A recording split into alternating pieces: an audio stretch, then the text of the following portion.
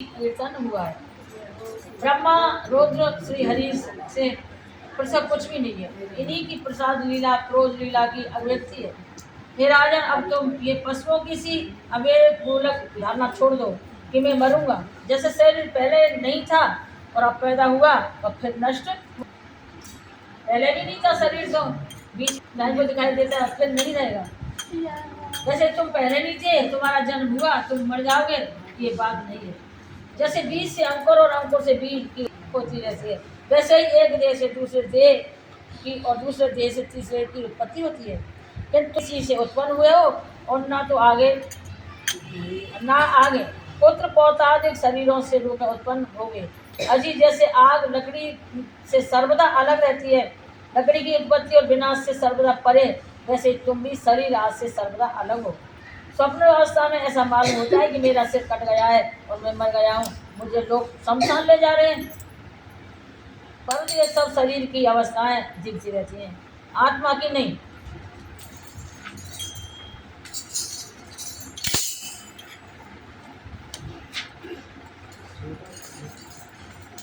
देखने वाला तो उस अवस्था को सर्वदा परे जन्म और मृत्यु से रहित शुद्ध बुद्ध परमात्मा स्वरूप है।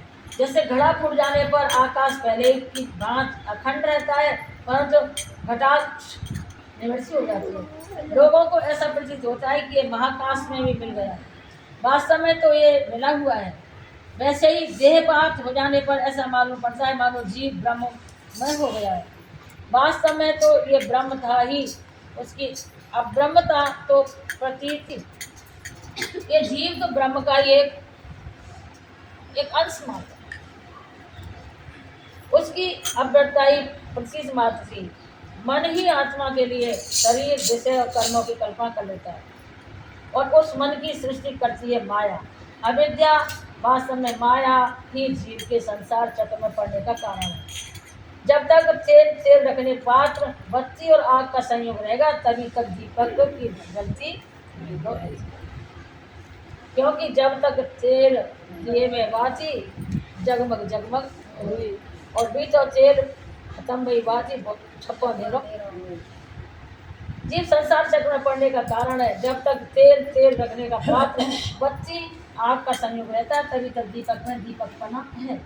वैसे ही उनके ही समान जब तक आत्मा का कर्म मन शरीर और इनमें रहने वाले चैतन्य आत्मा से साथ संबंध तक उसे जन्म मृत्यु के चक्र संसार में भटकना पड़ता है और रजोगुण तमोगुण और सतोगुण वृत्तियों में उसे उत्पन्न स्थिति और विनिष्ट होना पड़ता है। परंतु जैसे दीपक के बुझ जाने पर तत्वरूप तेज का विनाश नहीं होता, वैसे ही संसार का नाश होने पर भी स्वयं प्रकाश आत्मा का नाश नहीं होता, क्योंकि वो कार्य और कारण व्यक्त और अव्यक्त सबसे परे है। ये आकाश के समान सबका आधार है, नित्य और निश्चल है, ये अनंत है। सचमुच आत्मा की उपमा आत्मा ही है।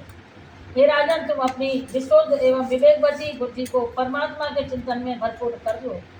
स्वयं ही अपने अंतर में स्थित परमात्मा का साक्षात करो। देखो, तुम मृत्युओं की भी मृत्यु हो, तुम स्वयं ईश्वर हो।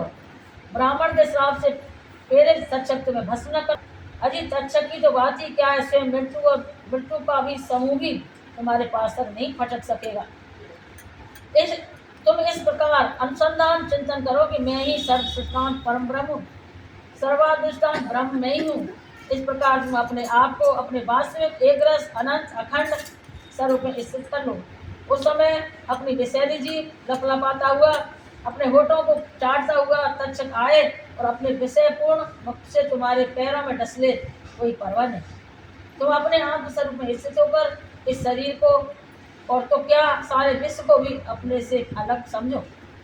आत्मस्वरूप बेटा परिचय तुमने विश्वात्मा परमात्मा की लीला के संबंध में जो पूछा था, उनका उत्तर मैंने दे दिया। और क्या सुनना चाहते हो? बोलो गोपीनाथ जी महाराज की जय।